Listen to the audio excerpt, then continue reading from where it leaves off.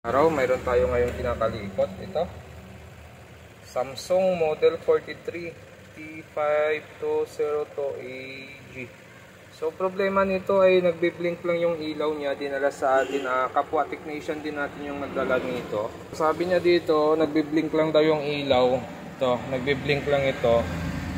Tapos ayaw daw magtuloy. So may time daw na tumutuloy ito, may time na ayaw gumana. So, sinabi ko baka panel issue. So, hindi rin siya sure, kaya dinala sa atin. So, ito, na-check na natin yung unit. Nakabunot to ngayon, hindi ko siya sinaksak kasi inactual ko muna yung panel nito. So, ganito lang gagawin natin para malaman natin kung talagang saan ba talaga yung problema niya. Kung sa mainboard ba ang issue, or sa T-con, or sa top board, or sa glass natin may tama na. So, yun lang ang gagawin nyo rito. Remove nyo muna yung mainboard, power supply, tanggalin nyo muna yan. Gagawin nyo, actual test nyo yung pinaka-panel nya. So, ito, kinabitan natin siya ng ibang LVDS. Tapos, gumamit tayo ng ibang board. Pang 40. Yan. Makikita mo naman yung signal natin ay nasa 10 na pares. Yan, 10 na pares yan.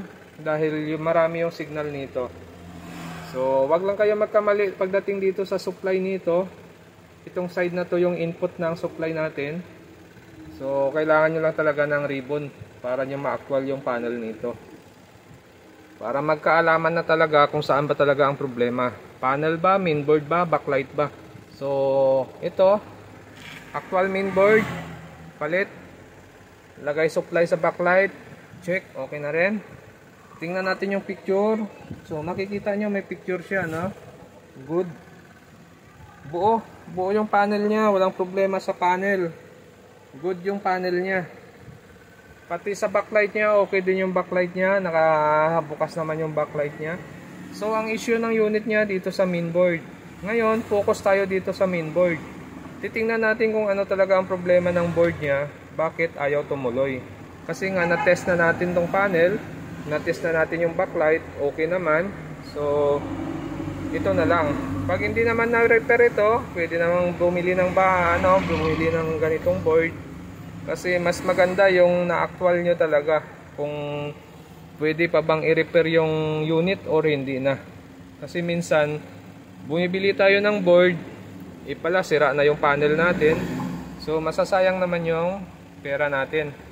So, buti kung pwede ibalik or minsan kasi pagdating sa mga orderan ng board, pag good yung board, so nakakahiya naman na ibalik mo yung board. Parang nangyari lang doon, ginawa mo lang pang testing yung board na binili mo, di ba? So, nakakahiya naman yung ganun. Dapat sigurado tayo na yung binibili nating board ay yun talaga yung sira ng unit natin. Okay? So, ito, na-actual test na natin siya. Yun, no? Good yun panel niya. Buo yung panel, walang spot, walang guhit, normal operation. Pati yung backlight niya okay rin, wala ding itim, walang side na madilim. Kasi ito, series connection nito. Pag may pundi isa dito or nagluloko, dapat magsha-shutdown din yan. So normal naman yung backlight niya. Ibig sabihin, dito talaga sa mainboard ang problema ng unit. Okay, so repair natin yung mainboard. Try na lang natin kung marirepair pa or hindi na. So ganun lang pag nag-test kayo ng mga ganitong unit, ganitong model. So dapat sigurado kayo na yung sira, yun talaga yung sira na kailangan natin. Okay, so sa ganitong paraan, okay, sure ball tayo. Kung mag-order man tayo ng board ay sure na yun talaga yung sira. Para hindi naman masayang yung ating gastos. So ganun lang pag nag-test kayo ng panel. Sundan nyo lang yung supply kung saan banda. Kaya lang dapat may stock kayong mga ganito. Mayroon kayong mga bakante, ano. Kasi hindi nyo basta-basta ma-testing yung panel nito kung wala kayong ribbon na ganitong klase. Kasi yung supply niyan dito. Kadalasan kasi yung ganitong ribbon, yung supply dito sa kabila. So hindi pwede ganun. Okay, kailangan nyo lang talaga mag-stock ng mga ribbon na ganun. Pang universal, no. Okay. So ito na siya. Yan. Ano lang to, China board lang yung ginamit natin yan. Pero na-testing natin yung panel niya. Yun,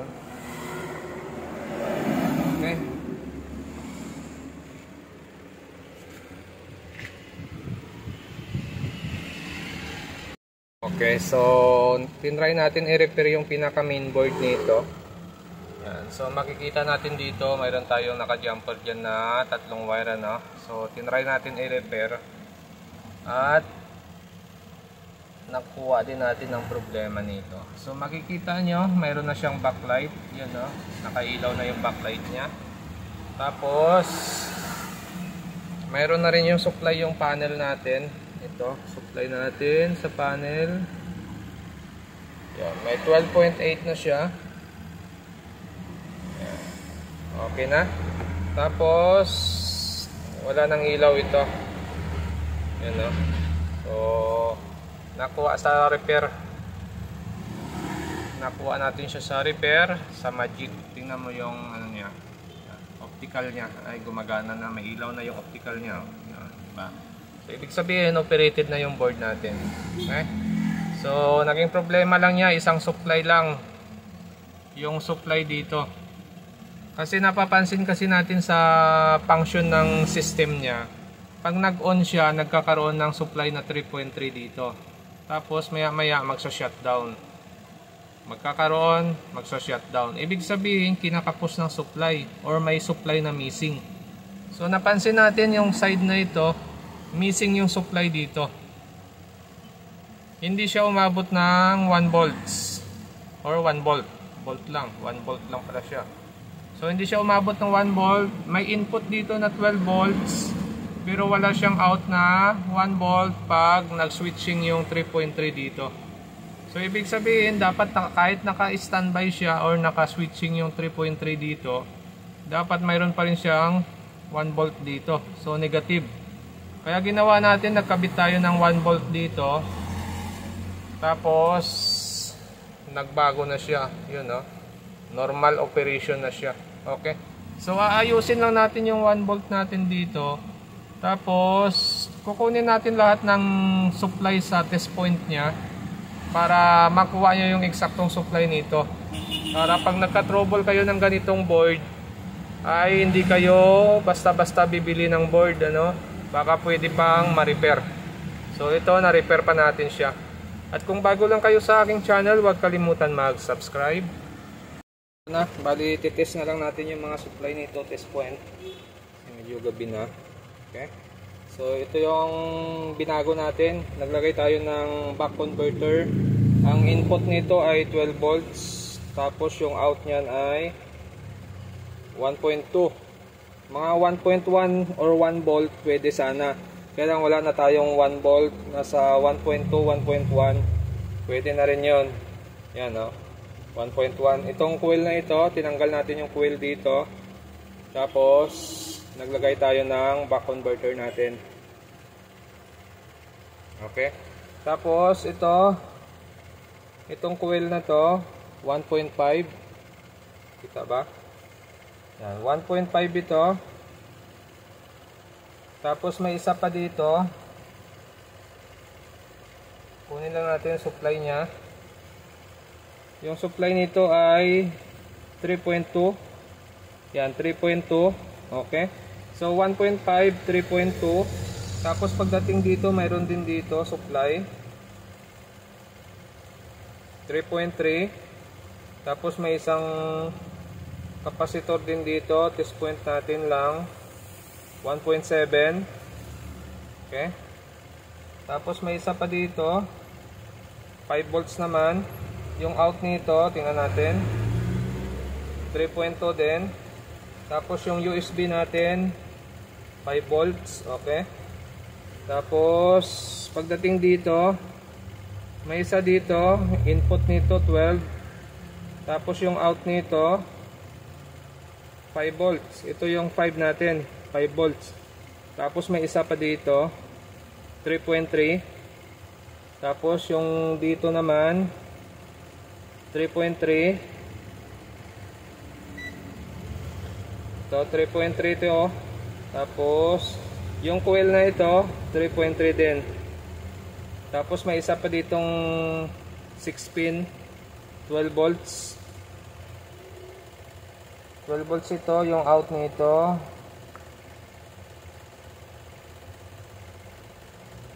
3.3. Okay. So bali yan lang yung mga supply na kailangan ng board na ito. Kung nasundan nyo yung video natin, bali yun lang yung supply na kailangan nito. Ito, may isa pa dito, 12 naman ito in nya. Check natin yung out nito. 12 din ito. Itong isa, 12 din ito. 6 volts. 6 ito. Okay. So yun lang yung supply. Bali ang kinonvert lang natin na supply kasi missing yon, yung 12 volts input, yung out nya 1 volt, 1.1, 1.2. So pasok yon. Yung kinabit natin ngayon ay 1.2. So okay yung 1.2 nya. Yan. Tapos check natin yung supply ng panel natin. Ito. Taba, yun, meron tayong 12.8.